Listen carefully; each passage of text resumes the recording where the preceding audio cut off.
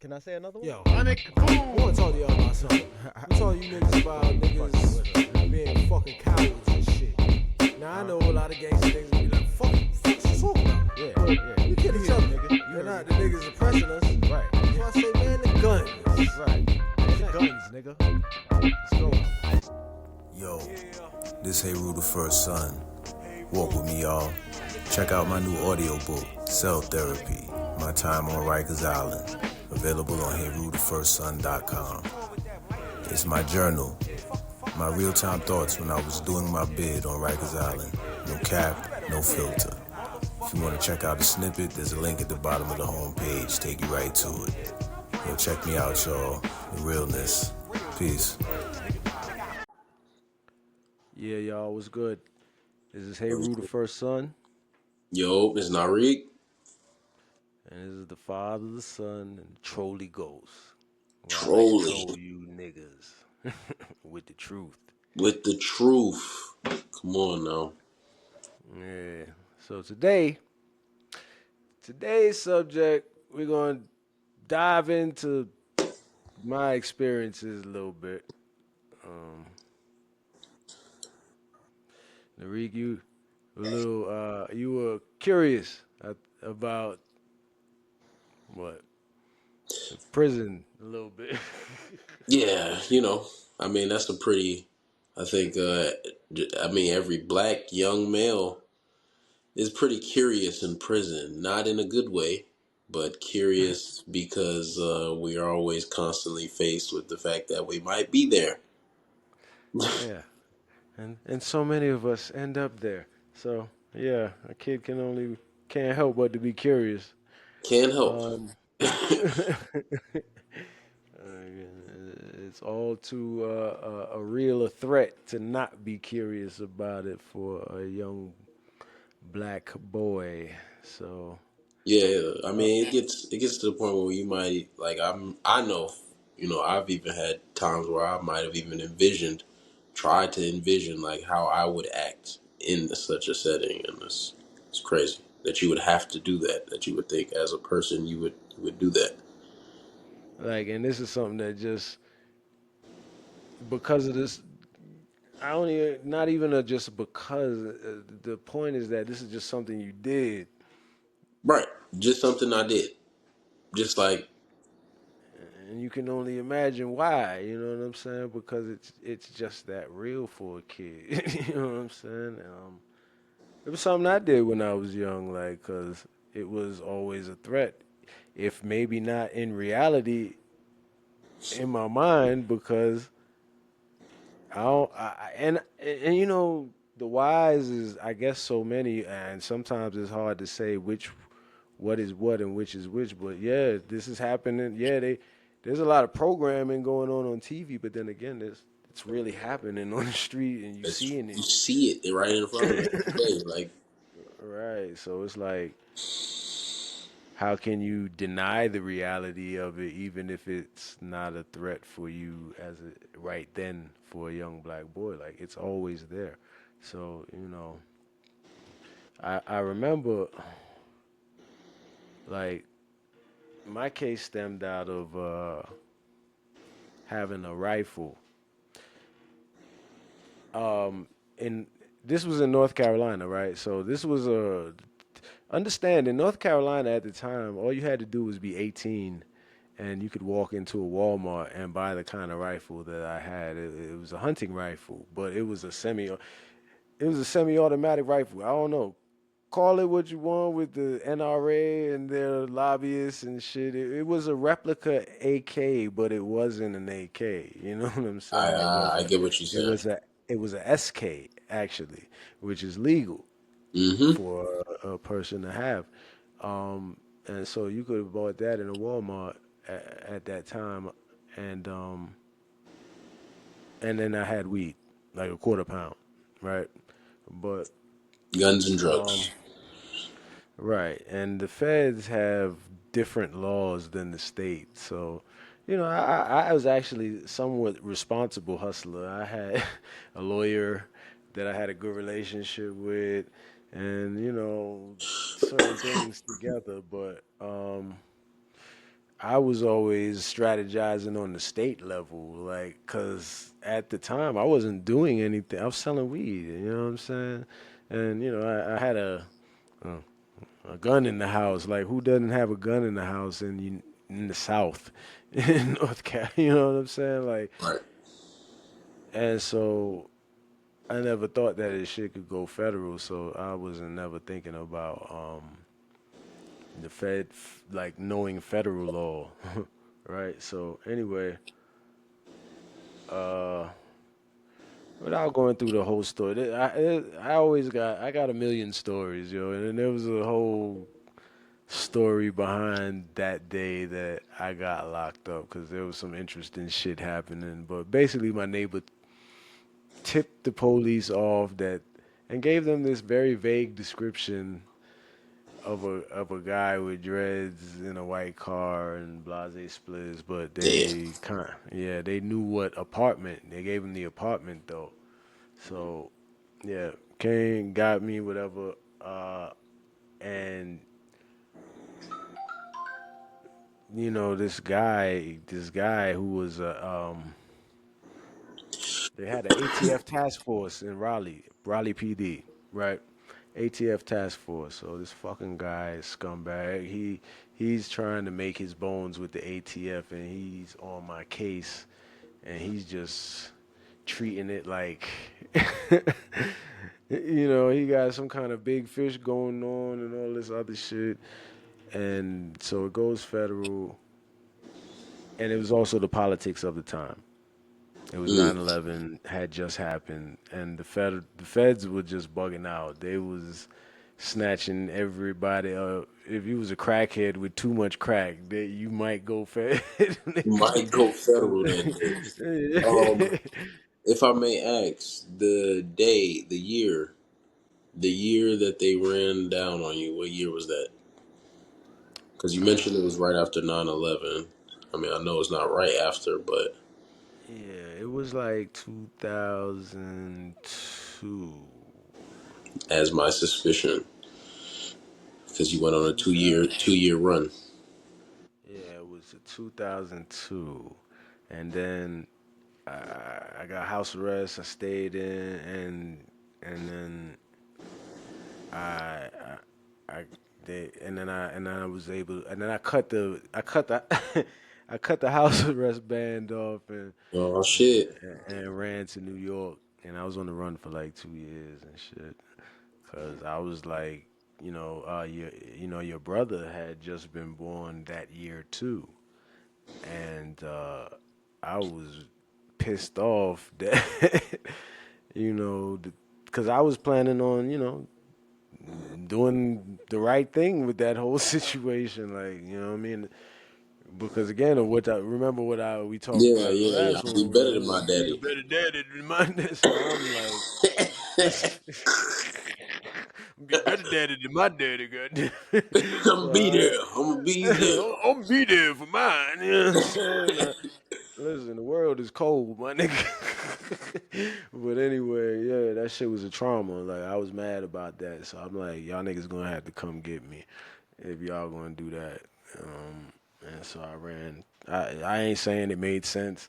I'm just saying that's what I It did made because sense to me at the time. it Like, made fuck sense to me at the time. For me, it was an honor thing, I guess. It's like, man, I'm not walking. Yo, let me tell you what these niggas, because the feds do this thing right where they give you a PSR. They call it a pre-sentence report, and the probation office goes and they basically comb your life and come up with this report based on their opinion of how much of a piece of shit you are, based on your life history and your record and various places, and if you have various records, whatever. So these niggas were saying, so they sent me my PSI, and it comes with a recommendation for the judge of how much time you should get, right? So I get this shit. And this is where they fucked up. You don't tell me you about to do no stupid shit to me. Like, right. this shit came back, and they was pump faking too, because I don't think I would have got this much time if I didn't run. But they sent me the PSR this, and they always send you the time in months, right? This shit said 109 months, right? I'm like, well, that's not that long, is it? Wait a minute. Wait, there's 12 months in a year. Wait a minute. What the? That's almost 10 goddamn years. Hey, fuck. Mm. So I was like, what? Where is the blood? Where?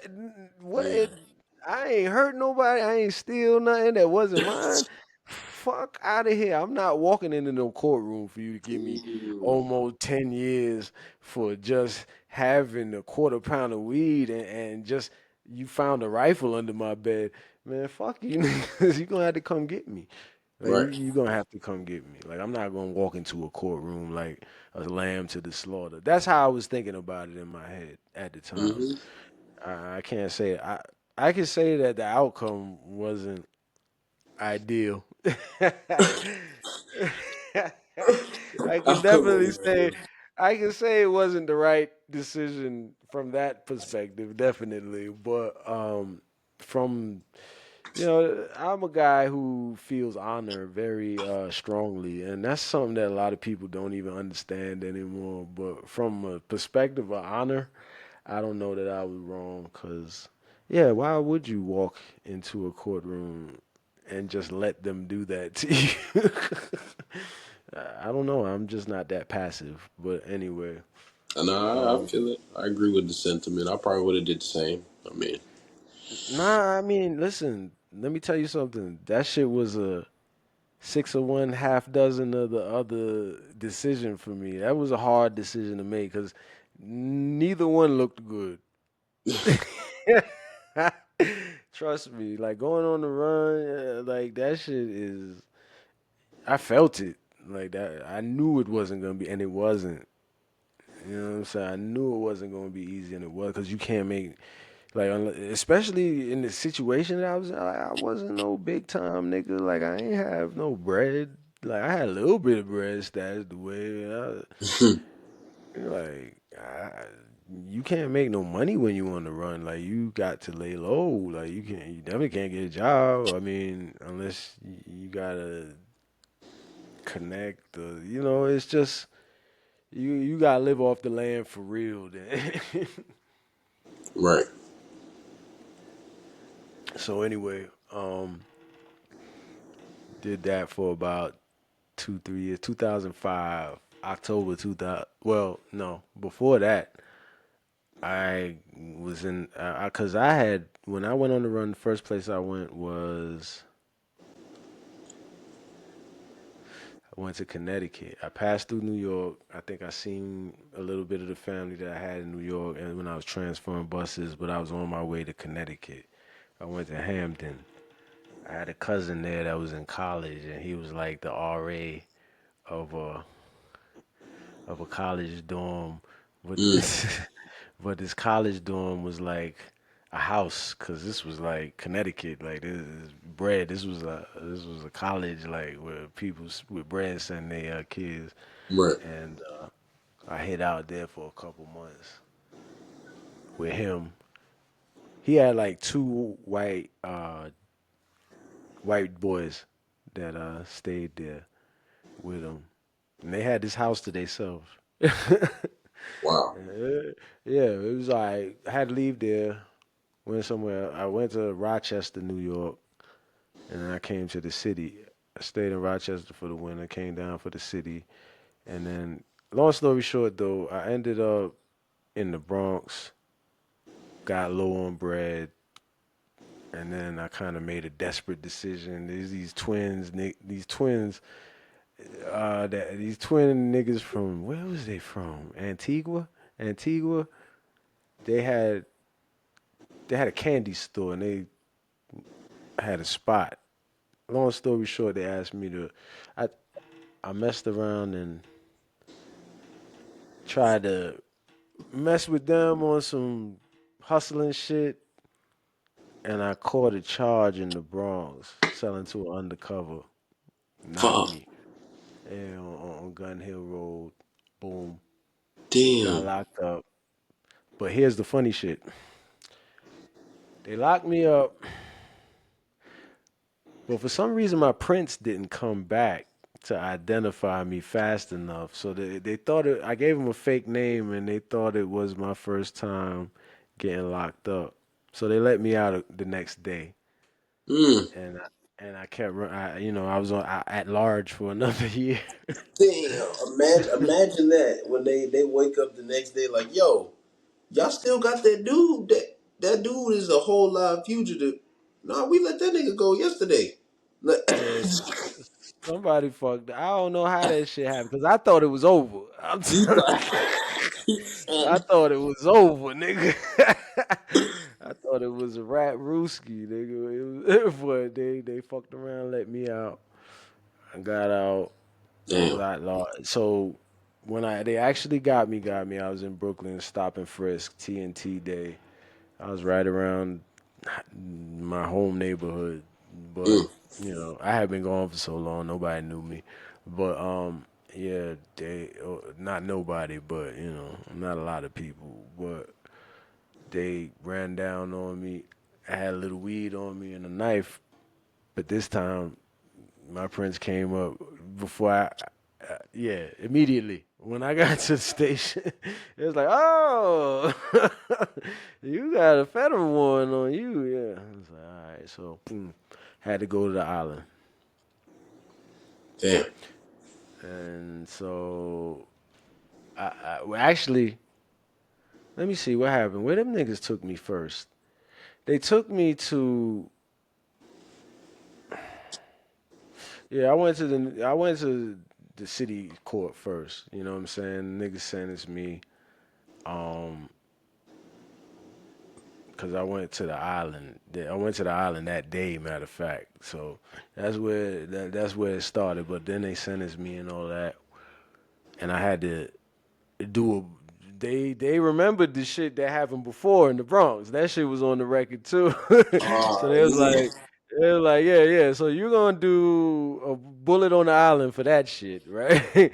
And then you're gonna answer for this federal warrant. You know what I'm saying? I'm like, all right. So so I go to the island. Now understand something. I have been in the South for years, bro. You know what I'm saying? Like I left New York. I was still in high school. My mom's moved down south, so I hadn't been in New York in years. You know what I'm saying? Mm, And I don't know none of these niggas. You know what I'm saying? Like this is like literally Nas got this track called Nas is like being locked down on the island. No, being locked down around new faces and none of them fam, right? That's a real ass situation. Um, and I had been in jail in Raleigh before, but again, this shit might as well have been I was getting locked up somewhere you never been before, even though that was home. So yeah, that first, and then I had that whole federal shit behind it, right? right. So it was like that shit was it was just depressing, I think is what I want to say. Yeah, I got you. Yeah, I mean, it, I can it, imagine. it, it throws a nigga whole shit off. It threw my whole shit off. Like my first couple months on the island, man, I really wasn't myself because it was a lot to process all at once. And you got to understand when you be in them environments like that, like it's a that predatory shit is going. Niggas is looking for weakness. So when you looking off, you know what I'm saying? If you Right, let that shit throw you off, that can fuck around and make you a target. And that's ended up being what happened with the situation. One of the early on, because I had gotten into it with these blood niggas early on. right. So Yeah, I do remember you detailing that in your audiobook, right? right, see, because here's the thing: when after I had that situation go on, Like I was really, really down then, cause I felt, like humiliated and shit, and I was still processing everything, and then like straight up, niggas fucked me up, bitch. Niggas got off, you know what I'm saying? Like nigga looked like the Elephant Man after that shit happened. Like I think the nigga had somebody had either fractured or broke my jaw. You know what I'm saying? That shit. You know what I'm saying? Cause my shit was Oh, fucked up for a minute, but I didn't never go to the infirmary. Cause if you go to the infirmary, now they're gonna be pressing you for to tell them who did what, and then it's like if you don't tell them, you gotta go to the box. And I was trying to avoid all of that shit, so I'm like, yo, I just held that shit down and my shit healed up. Luckily, right.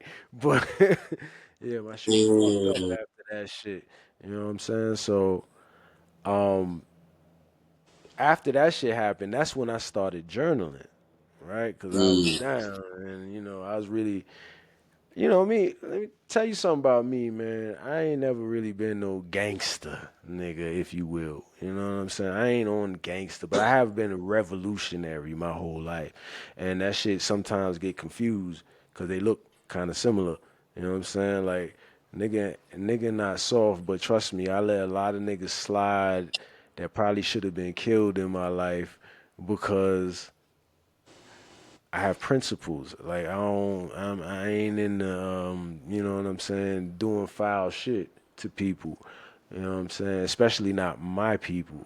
You know what I'm saying? But I had to redefine what that means over time. Over time, right? 'Cause, yeah, all skin folk ain't kinfolk. There you go. So anyway, with all of that shit that happened, you know what I'm saying? I was journaling. I was really disappointed in my people, and I was journaling a lot. Like I read like the journal, and this is how it opens, cause that had just happened, and this was just how I was feeling. Right, this is my Mm-hmm. first entry.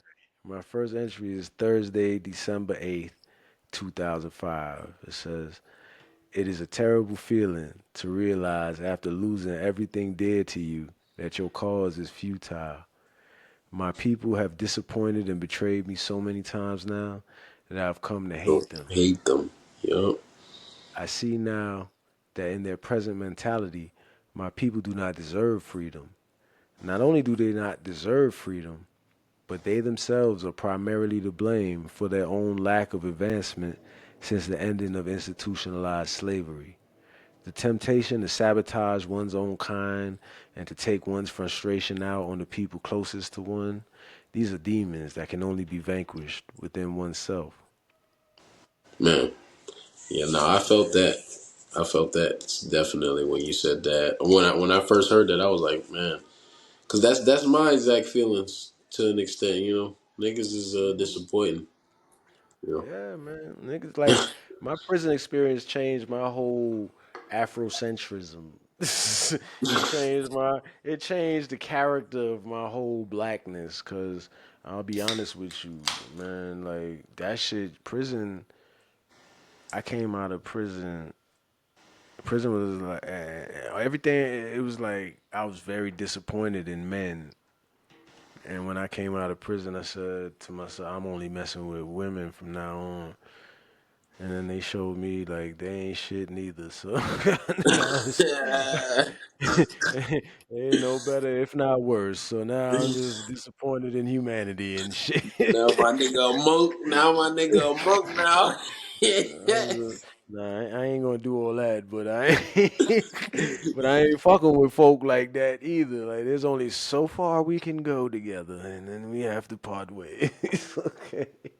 Yeah, no, that's facts. Yeah, one of the things I But remember you telling me is as long as you can trust the motherfucker, as long as your goal is aligned, as far as that goal yes, is. that is a very important lesson that you need to learn. And for anybody who's watching the podcast, pick the lesson, pick this jewel up. You can trust any motherfucker as far as y'all goals are aligned and no further. No. And that goes for everybody. And understand the opposite is true. You can't trust nobody. I'm talking about you can't even trust your mama if her goals ain't aligned on some level with your own. Like, Yep. and to illustrate that principle, think about motherfuckers deciding to rob a bank. You make up the plan. Everybody gonna do their part to get that bag. Everybody doing it. But once the bag is gotten, Niggas start looking you, around. you already know what the next chapter looks like, okay?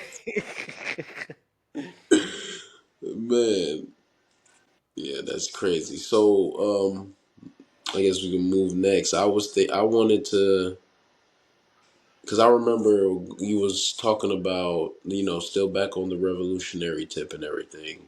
You was talking about how you was able to see how old heads have lost, you know, the fire, and then you also started detailing the way the gangs was running the jails and whatnot.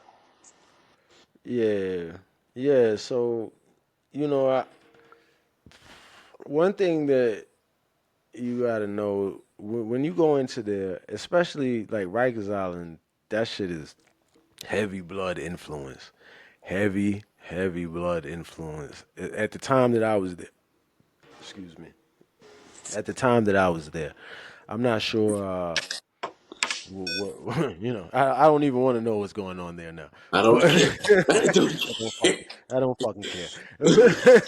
But at the time I was there, heavy blood influence. You know what I'm saying? And so, um, you know, the way that that whole situation with me getting into them unfolded in the first place was, you know, I had hair back then, and I didn't want to cut my shit when I went in there, so I would get it cornrowed or braided when I could, cause there's usually when you locked up, there's always niggas around, and they don't even be all gay and shit. Some of them do though, but most of them, a lot of them just be dudes hustling. Probably grew up with sisters. They know how to braid and shit, and they just use the skill to get their stamps, so they could go to commissary and all of that shit and hustle and get their little shit. So I had one of these blood niggas knew how to braid, and I let him braid my shit, and so I owed him a couple items on commissary day, and so we go down to commissary and shit. And for some reason, my shit was the last ticket they pulled that day or whatever. So, and he there with me, waiting on his shit. So we last two niggas leaving out. For some reason, they let the whole unit go back to the unit without us because they were tired of waiting for them to pull my shit. And so we walk in the back and I'm still green at this time. You know what I'm saying? And we walking back through the halls now, and this nigga just says to me, "Hey, let me carry a bag for you." And I'm like, immediately I'm thinking that shit is strange, but of course I'm still green and shit, so I'm like, all right, here you go. I don't know why you want to do it, but I it's don't just know why stupid, you want to do just stupid as hell. it. When you but, say it but back out loud now, it's like, mhm. Yeah, because I just look back and I'm like, that was really dumb. But at the same time, you gotta think about it. We walking through the hallways of OBCC or Rikers Island. This is places where you gotta be lined up if you with your unit, and there's guards and there's metal detectors, and But for some reason, because of when we got done with commissary and when they let me out, uh, there was nobody out there. So this nigga gets the bag, and then he do some old kitty shit. You know what I'm saying? That's why I be saying niggas be playing too much, man. But he start run off with the bag, right? that running nigga run down the off with hallways, running down the hallways of OBCC. I'm like, this nigga's about to get us fucked up out here. So he running down the hallway, running past metal detectors and shit. I'm running after this nigga, shit. Um, and we got to go into the stairwell to get up to our unit and shit. So I corner him in this stairwell, right? Mm-hmm. grab my bag and kind of get aggressive and muscle that nigga. Like, get my shit, nigga. What the fuck is you doing? You playing this Right. shit. Right. Play too fucking much. Niggas be playing too much. And this is a bitch ass nigga, right? So now his feelings is hurt and shit. He feel like, what the fuck did you expect was about to happen, nigga? You know what I'm saying? So Took he someone else's instead bag. of instead of being the gangster that I guess he thought he was because he was a blood and shit, and you know you feel like you want to take a nigga shit, let's go right here in the 1-on-1. He go run inside and basically sit the dogs on me and shit. So that's how that shit happened. And so one thing you gotta understand about what I was starting with. One thing you gotta understand about how a unit run when you in there and you dealing with the gang dynamic is that it could be a unit, 50 men in there, 50 cells, 50-man unit, and 5, 7 kids come in and they all blood. And so they all got that little fake ass loyalty. Like if one of them get into it, all of them get into it, right? They Mm-hmm. gonna control that house. They gonna control all 50. They gonna control the whole rest of the niggas in the house. 43 other niggas, they controlling that because you gotta think about it when you dealing, especially on the jail level, not on the prison level, but on the jail level. You know Mm-hmm. what I'm saying? Everybody, most of these niggas just trying to get through whatever fucked up experience landed them there that day, Right. or that week, or that month, or maybe even the years that they have to be there. They're just trying to get through it and go home. Um, so they ain't about to involve themselves in more than anything they got to. And so them kids will control the house, or the men will control the house who have the gang. And so that's how the blood shit even got popular on the island, you know? Because before that, it was just Latin King. If you was Spanish, you was Latin King, and them niggas was tearing niggas up. Before the nigga from the West Coast came over there, I ain't even going to, I don't even remember his name all the way, and I don't want to misquote nothing. But he came over, they say the legend is he went on the island, and niggas gravitated to that shit quick. He came on the island with his flag. That's how the blood got heavy. He came Mm. on the island with his flag. Niggas gravitated to it quick. And so when kids would go find themselves on Rikers Island, when black kids would find themselves on Rikers Island, they would blood in, they would blood up, and then they come home blood and it spread to the street like that. Mm. Yeah. Okay. So that's where that whole, niggas Yeah. running it from prison thing come from. That's the legend in New York of how that shit happened. And then here's the underground legend that most people don't know is how Crip really took hold in New York. Cause Crip niggas got strong, but they got very specific strongholds in New York.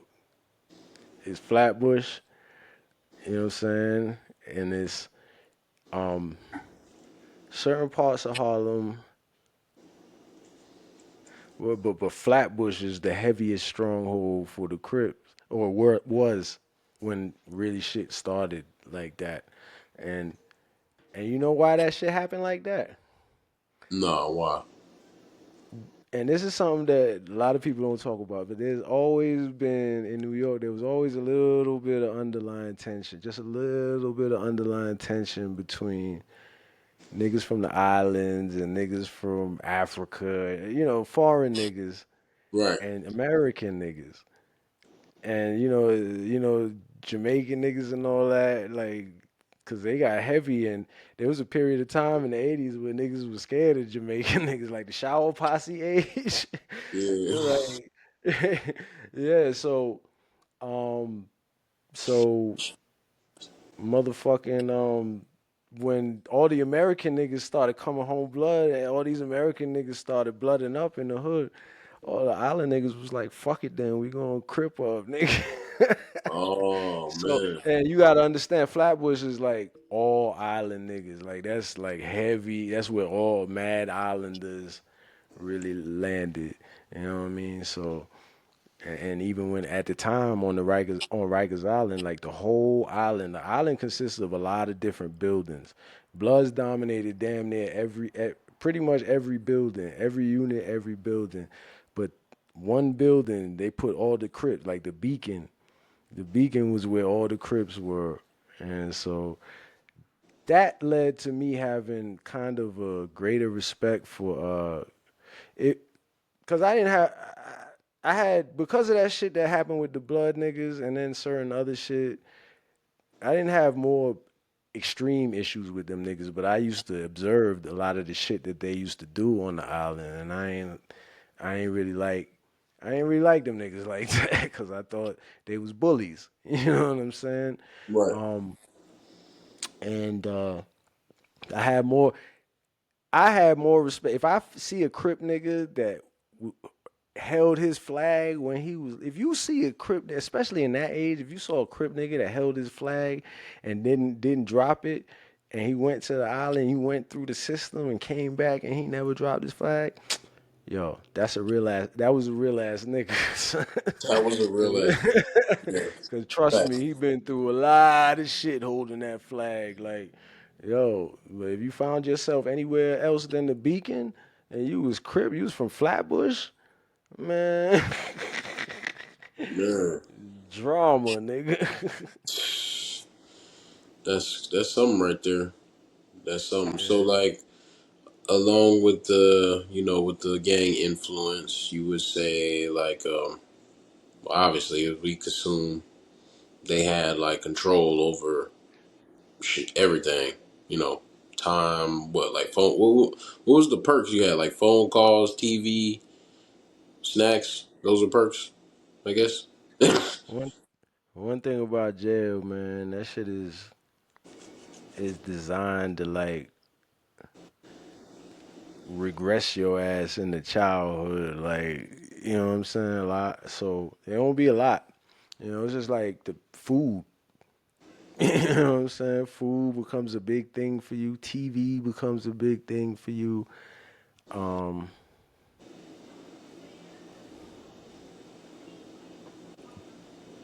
and then whatever other, of course, whatever little perks you niggas be getting into that joint. You know that of course that's luxury items. You know, you can get a little smoke. You know what I'm saying? Or in the feds, niggas made wine and shit. So you know, you get that type of shit. But um, on the island with the gang influence, they did.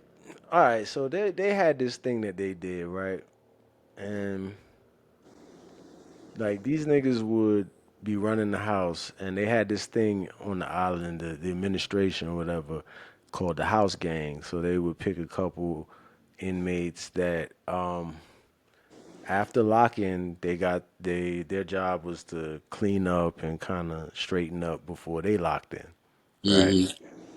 So with the gang influence, and then also house gang would like in the morning they when the food comes up for the whole unit, they'll be they'll be the first niggas to touch it and they'll distribute it in the morning, Oh shit.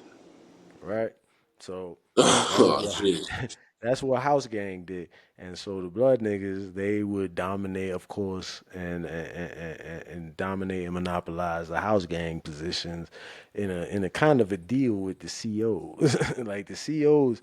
And this is what I started to see on the island. Like these niggas with the COs, they kind of used them niggas to help control the house. These niggas got to where, like, this was the bitch ass shit I seen when I was there. These niggas, the house gang niggas, would be locking niggas in. Like, locking time, like, yo, y'all need to go get in your cells, clean. Like, Oh shit. matter of fact, the doors didn't close. It wasn't the feds, so they controlled it from the bubble. But yeah, they tell niggas get inside so they could close the doors. I'm Wow. like, what? Y'all niggas, you know what I'm saying? So in the book, maybe I'll read this quote, but in the book I was talking about that because I was like, yo, that shit that shit was very distasteful to me. I'm like, yo, hold up, nah, with my ancestors, I'm not like. I'm not a CO. I don't lock nobody in. That's y'all niggas do that shit. What the fuck? Right. I would That's if how I I'm an feel. inmate, I wouldn't be telling no other Right. inmate to go into the cell. Hmm. I'm house gang. All I do is house gang shit. I don't do CO I'm shit. over here is mopping. Like y'all niggas need to come in here and make these niggas get out my way. I'm not about to do that. Right. But this is the revolution. This is the difference between thinking you gangster and you revolution. Like I'm for the people. Like I ain't trying to or at least at that time, that's how I thought. My mind state has evolved some, but you know what I'm saying. I realized that revolution don't mean everybody just get to do what the fuck they want to do. But that's another subject for another day. Yeah, wasn't Anyway, there like a term that you had said or coined between like a term between the gangs and the COs? What was it that you said again? I forgot. yeah, fucking CO ass niggas. Hold up. It's in this quote here. I said, it's Saturday, December 10th, 2005. It seems that my being jumped by the Bloods has drawn a certain amount of sympathy, or maybe pity, from both the COs and the inmates who know me. I've been hearing a lot of talk lately, mainly amongst the older prisoners, about the loss of inmate unity in these current times.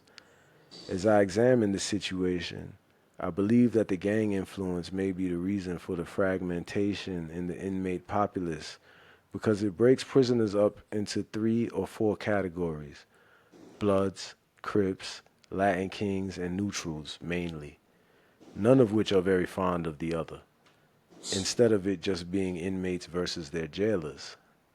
The gangs tend to focus their aggression on neutrals, and in the process of trying to control the house, end up working for the COs.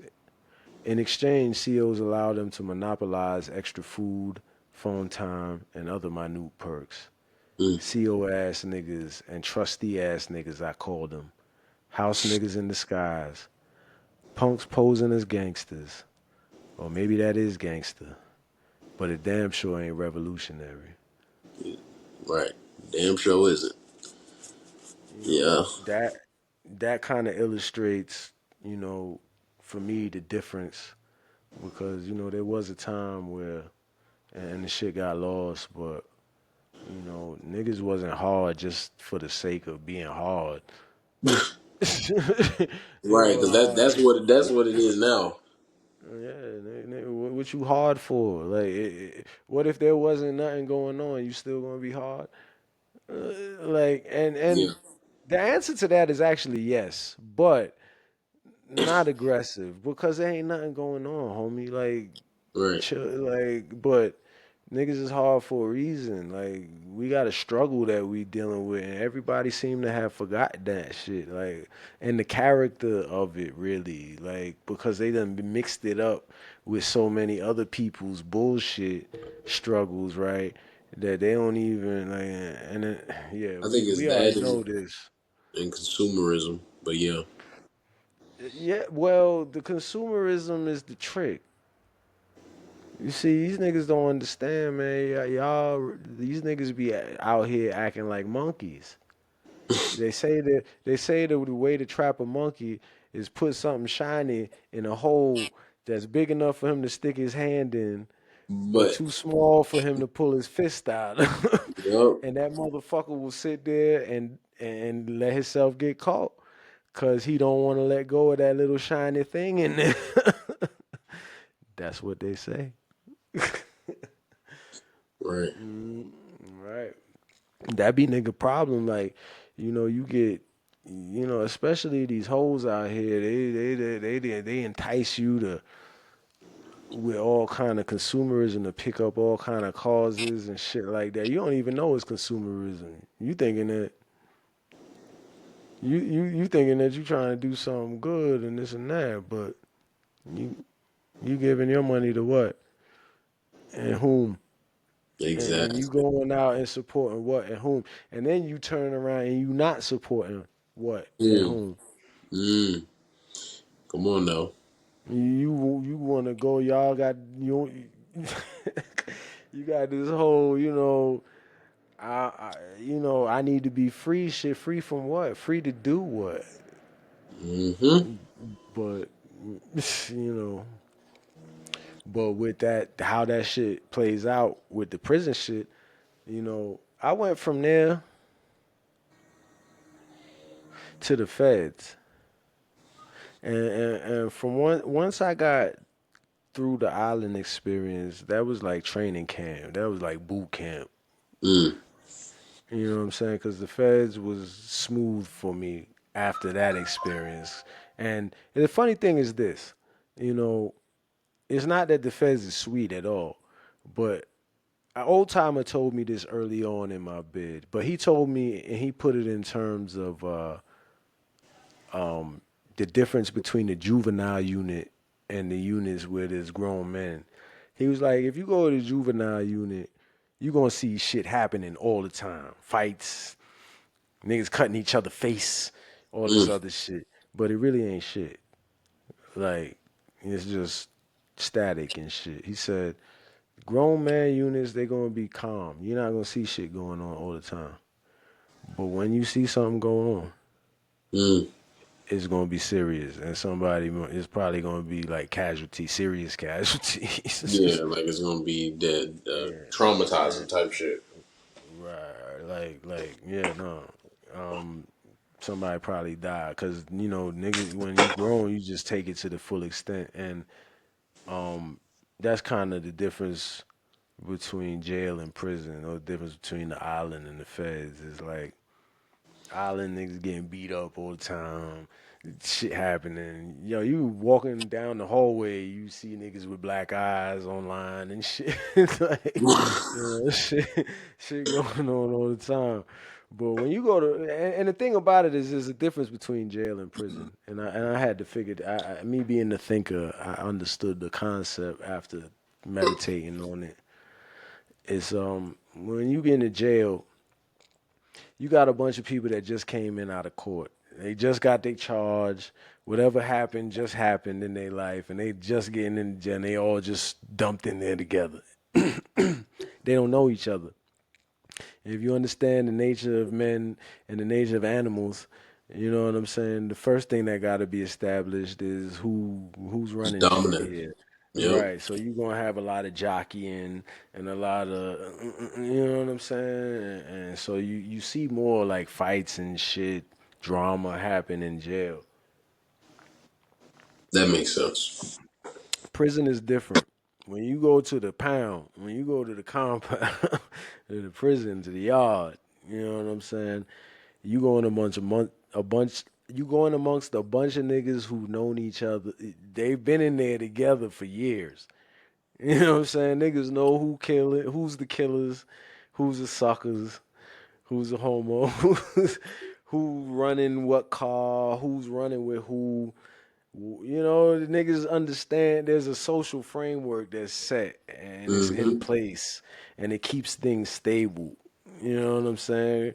Nigga know not to run up on SA over there because he's fucking Mexican mafia and every Spanish nigga in this place will jump on your ass if you do. So this shit just don't happen.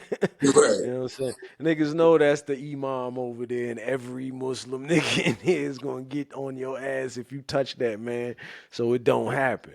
You know what I'm saying? Shit like that is how it's going down in there. So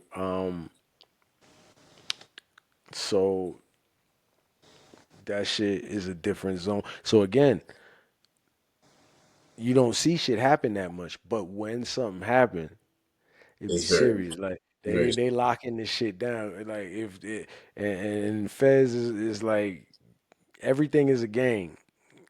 You know what I'm saying? Everything is a gang. The first thing that even if you're not in a gang, when you walk in there, the first thing they're gonna do is they're gonna look at your shit and say, 056. Oh, you 058? Oh, that's Charlotte. Oh, you 058. All right, you over there. Your niggas is over there. Yo, go holler at them. Oh What's your paper? shit. Yeah, you got your paperwork or you don't got it, make sure you get it in 30 days. You know what I'm saying? Or you nigga, something bad might happen to you. And this how I go down. And it depends on the security you're at. Because if you in low security, the camp, certain mediums, depending on how niggas is serious niggas is on there, maybe you could slide by. A lot of niggas is sliding by with their paperwork. They ain't told. It always niggas on there. Everybody know told and all that shit. But that's just basically how it goes down. And depending on who's in your car, what's going on, and certain shit, like you may have. And then more than anything, it depends on you. Are you Right. coming? Are Are you you coming right? how you coming? Are you straight? Is your paperwork straight? Do you got character? Shit like that. Like you have a better time or a worse time in that bitch. But yeah, man. Like so, niggas come in there and if like nigga from one car get into it with a nigga from another car and depending on how like if people from two different races get into it if a black nigga and like a Spanish nigga have a fight, yeah, they might lock the whole compound down. Oh shit. Especially depending on who they are Right. and shit and they do the investigation, they like, nah, y'all got Yeah. and you know what I'm saying? Because they might not let niggas out. Because, a certain fight go on. Like, if it go on in the unit, they might just lock the unit down because they can contain it. Right. If it going on the yard or some shit, they might have to close the compound down because they always trying to contain it. They trying to not let the word get out so niggas get up in arms. They be trying to make sure niggas don't mob up.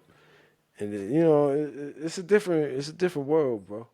No, that's yeah, definitely. But it be serious though. So when something happens there, it's more serious. Word. Word.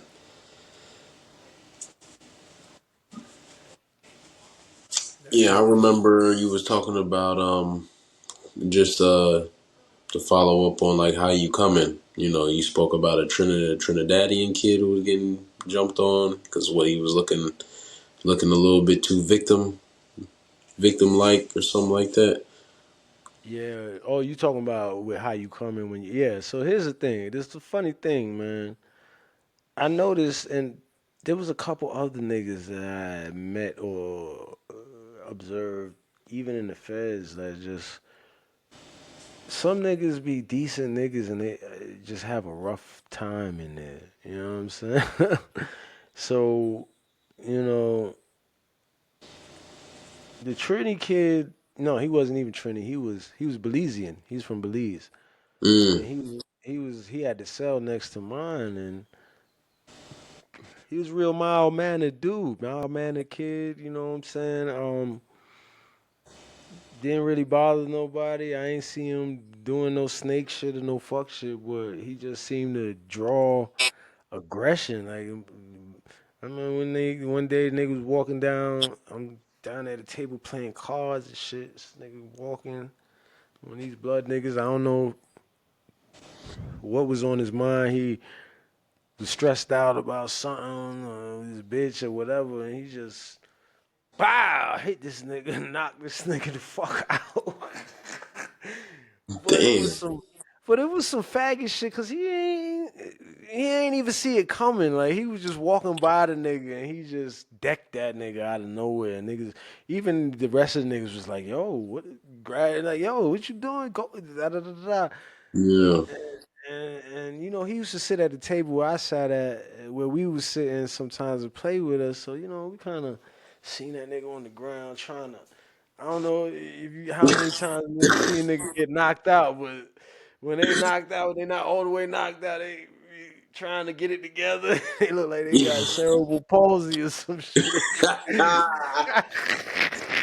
No, I think I've seen a video or two of that shit. That shit funny. Yo, niggas went over there and tried to help the nigga up, man. But and then them niggas was like, cause I used to in this unit at this particular point in time in my bed, and on Rikers Island, I was fucking with some Spanish niggas, so I was sitting over there with the Spanish niggas. So it was the Spanish niggas table. So now the blood niggas was like wary of all of us, cause they thought I was down with them and all that. Which I wasn't.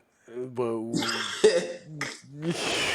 Yeah. we was just on. Honestly, it wasn't even the Spanish niggas table. It was just because that house was overwhelmingly blood at that time. And they didn't, them niggas wasn't even on no shit. Like, they just happened to be Spanish niggas that happened to be there and trying to get the fuck out. Oh man. And we was all just some guys over there that neutrals basically. They call niggas 550s, but neutrals. And we was just over there at the table where they like, oh, Spanish nigga, you know, you didn't hit that. Cause the Belizean nigga, you know, he looked black, but he didn't look all the way black. He looked like he could have been a Spanish black nigga. You know what I mean? So, Yeah. but that shit blew over. But yeah, that shit was dumb. Like, the fuck He you was think he he think? was the same one they was like hating on or whatever you said or something like that, right? That, huh? I That, think I remember you was in the audio book. You was saying they was hating on a group of blood members was hating on a young kid, and you said it wasn't nothing crazy, but oh nah, that was a different unit. But it was it was another one of them situations because when you not one of these gangs, you be sitting at a table and it be a bunch of niggas that ain't gang members. You know what I mean? So there's a bunch of 550 niggas over here. We was just playing crazy eights every day and shit like that. And it was a Trini kid that was that I met first. mm, And that's that part. That's why you had thought the other kid you switched up. mm, But yeah, that Trini kid, like we got to playing, and then a couple other a couple other neutral niggas started to come and sit with us every day, and then one of them just came with them bad vibe things, man, and started hit upon Trini, man. Like bad crazy mind niggas, yeah. But you know, it was just some petty bullshit, really. I wasn't even in that unit too long, word. but yeah, If that I shit.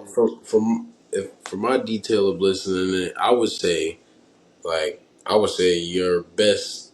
I mean, I guess no best experience in there, but you had a more you had a more pleasant experience once you got into your groove in Five North. Would I say that? Because what? I mean, you could say which place you preferred better, but you seem to rock well with the guys at Five North. At least that's what you said. Yeah, that was the Trini kid and all of them. I was in Five North, but I didn't get to stay there that long. I went to that unit right after Three North. Three North is where I got into it with the blood niggas, and it was Mm, crazy because these niggas, the court had me doing a year city time. And if you know anything about how they sentence you, when they say a year city time, they break that down to 8 months, and they call that a bullet on the island at that time. Um, so, but somehow my paperwork was fucked up, and they thought I had a year and a day state time, and the administration on the island kept trying to send me up north, but every time they tried, something would stop them with the paperwork because they know I didn't have that, and then they would have to. So that I kept getting pulled out of units, brought to what is it, C-73, I think, or C-74, where they usually send you up north from. I don't remember which, but they kept trying to send me over there, then they would get denied, and then I would have to come back and basically put me back into the system in OBCC, and then I would end up in a new unit, right? right. So just so happened that the day I got jumped, uh, them niggas they pulled me out the unit to go try to send me. Cause they was doing two things. Now that I remember, this shit was crazy. Cause they kept doing both things. They kept trying to bring me to the six building to do the city time. That would get Mm-hmm. denied, and then they would try to bring me to the C-74 to send me up north. that would get denied. They would try to send me to C-76 back to the 6th building. That would get denied. And they did that for like half of the time that I had to do there. So I kept switching units in OBCC. That's crazy. Yeah, so that day that I got jumped, they ended up trying to send me to C-76, I think, that day. And them niggas got scared because they thought when they called my name and I had to. As a matter of fact, it was a bad situation for all of us because I was lumped up bad. You know what I'm saying? So I had to kind of try to hide my shit so the COs wouldn't see that I was lumped up coming out the unit. Because then if they see that, they're gonna They'll press me to tell. put you in You the know, infirmary and want you to they tell, gonna right? press me to tell, and if I don't tell, then they gonna send me to the hole and all of this dumbass shit. And I'm trying to keep it on the low, but these niggas think that I told about what happened. So they like looking at me with their eyes like this as I'm walking out the unit, but there ain't nothing they can do because the COs is waiting for me to get to the door. And they just like you all right? Everything good? Cause there was this one nigga who really set me up to get jumped, but he didn't really do like hit me too much. But he one of them frenemy ass niggas acting like, oh, I ain't, I ain't, I ain't want that to happen and da da da da. Yo, you all right and all that, trying to act like he looking out for me after this shit happened. Yo, just stay in the cell. We gonna bring you your food and all of that shit. And I'm like, all right, man. This is a guard that you're referring to, right? No, this is No, another one of these this is black another niggas. inmate. Yeah. This is because what I would have to explain exactly how they set me up for this shit. But um, after the nigga with the shit with the commissary bag and shit, I went in, I put my commissary in my room, and niggas started talking about, yo, you gotta give us your commissary. I'm like, I'm not giving you shit. And so one of these niggas came over here, nigga named Cash from Brooklyn. He came over. He started trying to politic with me, like, yo, well, let me try to talk to these niggas and see if I could. And I'm like, yeah, because da da da da. And while I'm talking to them, these niggas are sneaking up behind me. Mm. Yeah.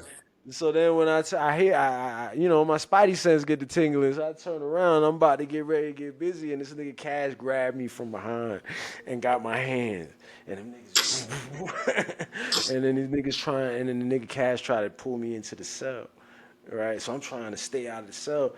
And these niggas is hitting me the whole time, and I can't put my hands up because I'm trying not to get pulled into the cell. Right. The shit was fucked up. The niggas did it right because the nigga grabbed my hands, and that was like the crucial element right there. You know what I'm saying? Like that's Right. how you jump a nigga. Like you gotta have, cause I seen niggas jump niggas, and the niggas is hitting each other. They ain't no organization. Them niggas had the They- whole organized structure. yeah, they pulled me. They pulled a number on me because the nigga distracted me and the niggas rolled up behind me. So that's how that shit happened. So when the niggas pulled me out the unit, Cash is like, yo, cause he think he really a bitch ass nigga, cause that's some bitch ass nigga shit to do anyway. To So be the he's one worried holding about the me. nigga. Yeah, like, if we getting busy, go ahead and hit me, but don't. But you know what? I ain't even gonna say nothing. It's just a war technique, whatever. But you still a bitch ass nigga, cause he was worried about getting told on and shit. And Mm. I wasn't intending on telling on niggas, but I did know my shit was fucked up, and I didn't know how I was gonna get through all these intakes without them niggas noticing. And they noticed, and they tried to press me, but I'm like, listen, yo, I'm trying to go home. Okay, I'm not gonna tell you who did nothing. Just send me to the next place. And the bitches relented and they ain't locked me up. So they sent me through everything. I made it back. I made it to the next unit. And I just got to that 5 North and I just stayed inside for like a couple weeks till my shit. And then I was sitting, while I was doing that, right? Hmm. A lieutenant came one morning, woke me up. Clang, clang, opened the cell. Hey, I know what happened in 3 North. It was like, yo, I know what happened in 3 North. Tell me who did it. Da da da da. Da. I'm like, yo, I'm not gonna tell you who did it, man. I don't know what he said exactly, but he did let me know that I think he was doing an investigation. I think they already had them niggas. Cause what he told me, I think what he told me was that yo, them niggas fucked somebody else up in there and they hurt him bad, right? And Hmm. so they went in there and they got them niggas, and so I think they was looking for more evidence. But I'm like, I'm not. I don't want to be part of that I'm shit. not involved in none of that shit. Yeah, nah. Mhm. Last thing you need is any word that you help them in an investigation snitch. That's all that equals. Nah, and then and then at the end of the day, man, even beyond that, this shit was just over. Like fucking, keep my name out your mouth. Like I ain't got nothing to do with what y'all doing right now. You know what I'm saying? Like that shit happened. Like that shit ain't gonna make nothing better for me. Y'all niggas didn't stop this shit from happening to me. Like, I'm still fucked up. My jaw fucked up right now. I'm Like good. Like I'm healing up right now. I'm all right. I don't need no new problems, nigga. exactly. Yeah, straight up and Exactly. down. So, that's how that shit went, man. I went through there. I think C-76 was probably 5 North was like I had a little crew. Like I was enjoying time because it was funny when this whole thing happened and even before prison, like when I was on the run, I noticed that if it wasn't a chick I was messing with, I really didn't have like a good friend. Like I had started to get into a zone. I had wrote in there in my audiobook Cell Therapy that I missed having just a good friend, like, and the motherfucker I chop But it up yeah, with, like, I I remember was you in saying why I can't have a good male friend. When was the last time I had a good male friend? yeah, like, and for niggas who ain't mature, not on no gay shit, just motherfucker, a motherfucking homeboy. You know what I'm saying? Diddy, you don't Somebody know that I had Diddy. right a good vibe with, and we was talking about like I went through a long period because you know I, when I was on the island, it was just I ain't really click with nobody like that. You know what I'm saying? Like, and a lot of that had to do probably some of that had to do with how they was doing me with all that moving me around shit. But I Hmm. wasn't from nobody hood. I was, but from Flatbush. But that shit is in the Beacon. You know what I'm saying? I was Yeah. in Crown Heights a little bit, but I was young. Like I had been in the South for a couple years at the time. By the time I had gone there, so it was just it, and then I was also dealing with a situation and a circumstance that was unprecedented in my life, right? So I was off. I wasn't at ease and in comfort, and I just wasn't all the way myself. And it took a while to really get, what I'm saying, get myself back to the level of confidence, really beyond the level of confidence that I had on the street. But you know what I'm saying? That shit was a really character building situation, just the whole bid. And it was a lot I got from it. Probably could do a whole nother episode on a lot of these. I got plenty of prison stories, but you Right. know, want to definitely highlight in the audiobook Cell Therapy. You know what I'm saying? Yeah, Y'all should no, check it moving out. definitely.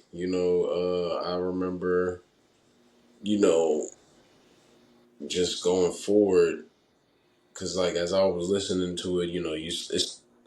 I mean, for someone who's listening to it at first, it might take a minute for them to get immersed into it. But once you do get into the groove, especially going towards the end, when you start listening to how you're expressing your like how you feel the connection being lost between you and Keisha, I believe, right? Is that her name? Hmm. Right. Yeah. So yeah, he was expressing how you was losing the connection between her, and all the obstacles that was being placed in your way just to communicate with your son, and you start really living through those days with you. You know what I'm saying? Right. Right. You know, the thing that made the thing that makes this the audio book unique is that again, like I said, like I told exactly when the day that I started journaling was after that situation happened with the Bloods, and it wasn't something that I did for with the intention of ever having been shared with the public. It was something that I did really to keep my my head straight. Again, remember, I'm saying that I didn't have any friend, like I didn't have a friend, a good friend. Like I, had, I knew niggas and all of that, and it was, you kick it with a nigga here and there, have more or less of a rapport with niggas, but you all in jail, and you don't fucking know each other or really care about each other like that. Right. So you know what I'm saying? It's like I because of that, I didn't have an outlet, of course, for most my deepest thoughts. So I was Yeah, journaling, most and I men don't. started right. So I started, and because I was in such a dark place, yeah, I could tell it was like a release valve because I ain't really done it again. I should. I always think I should, but that was something that I needed to do. Right, You right. know what I'm saying? So I say that to say to highlight the fact that the shit just is just raw. It's just what I was really thinking every day as I lock in and write something about the day, right? So it's really like a walk through the whole experience with me. Definitely was. I enjoyed it. I think anybody who checks it out will enjoy it as well. If interested in listening to shit like that. You know what I'm saying? Like, if you have an interest in that shit, or you maybe even want to try to understand somebody who's been through any sort of penal experience and some of the things that because these was like my authentic thoughts and more I'm talking about I'm wondering why I fuck up so much and it's just all this different thoughts, you know what I'm saying? Like would authentically be running through niggas' minds a lot of time and honest assessments of Yeah, you even had some what's colorful real. characters in there. I remember you mentioned Ra, right? And Fizzy Woo. Yeah, Fizzy That's a Woo. crazy name though, but that Yeah, this was this nigga's name. These blood niggas had some real colorful names. I'm telling you. Fizzy Woo, 9/11, goddamn, that nigga it just happened. That nigga couldn't wait. niggas name 9/11, nigga. Man, Yo, that's crazy. TKO. Yeah.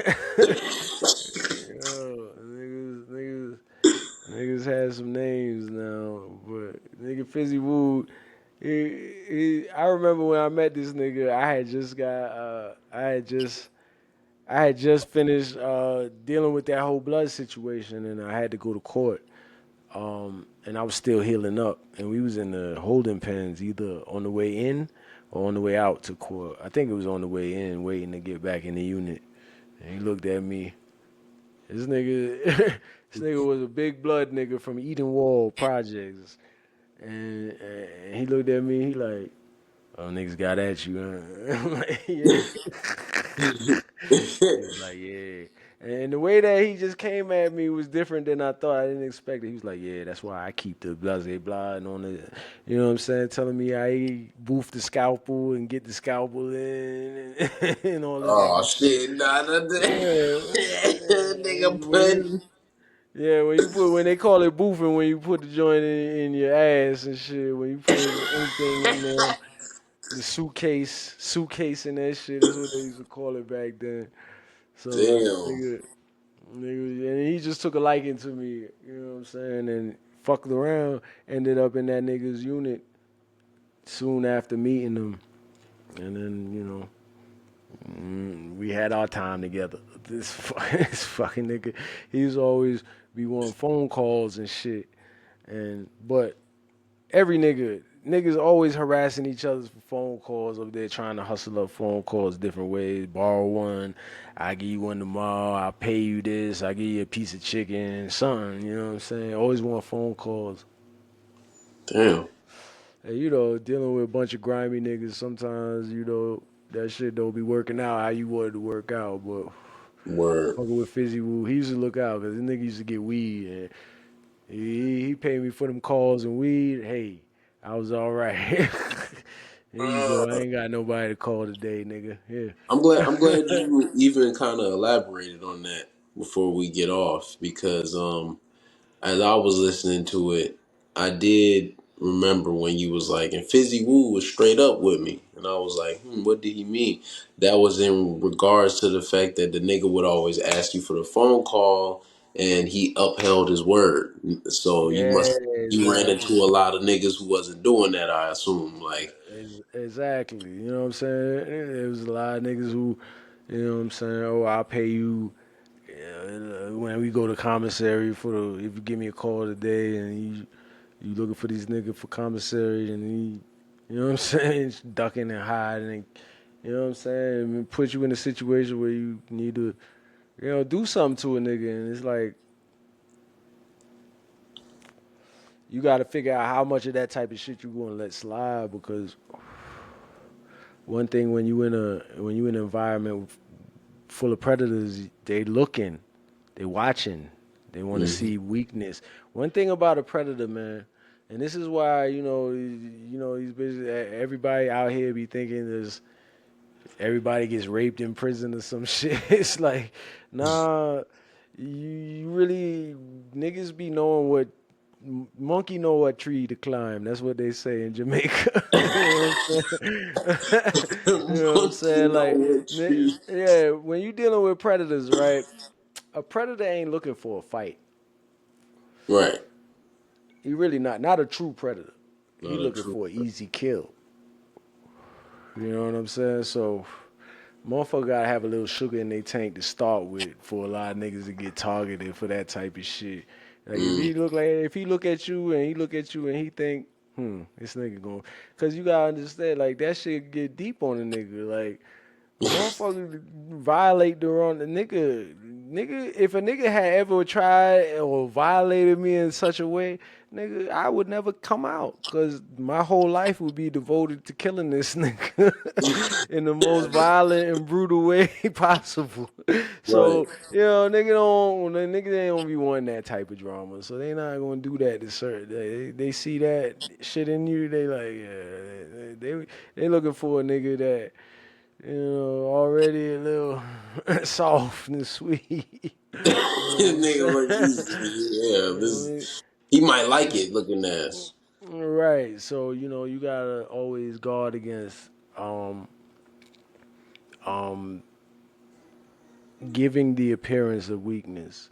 Because at the end of the day, you know, just because you give off an appearance of weakness doesn't necessarily mean that you weak. So what it is that you got to get your vibe right because you could be an all the way man, but you giving off a weak aura, and it'll bring problems to you. So getting back to the beginning where I was talking, well, some of where we was at before when I was talking about good dudes that I seen that had just a hard time in there. You know what I'm saying? It's like you gotta watch that aura that you give off because if a nigga sense that you sweet, man, it could bring a lot of problems to you, even if you ain't on. You know what I'm saying? Ain't a sucker. You know Right, what I'm saying? And you fuck around and encounter too much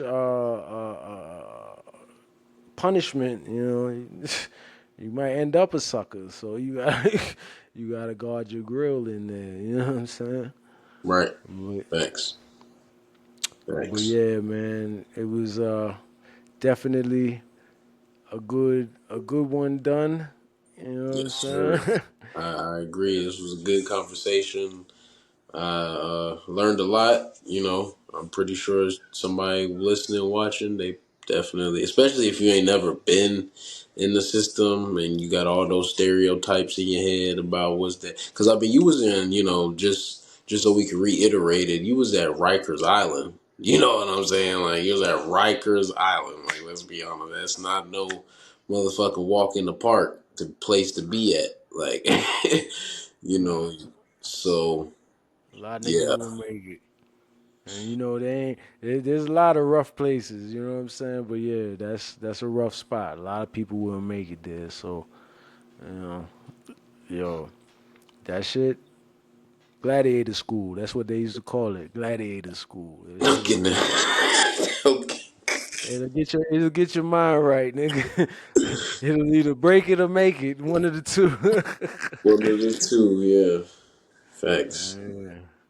Well, it was always good chopping up with you, son. Yes. Heru the first son. It's not rigged.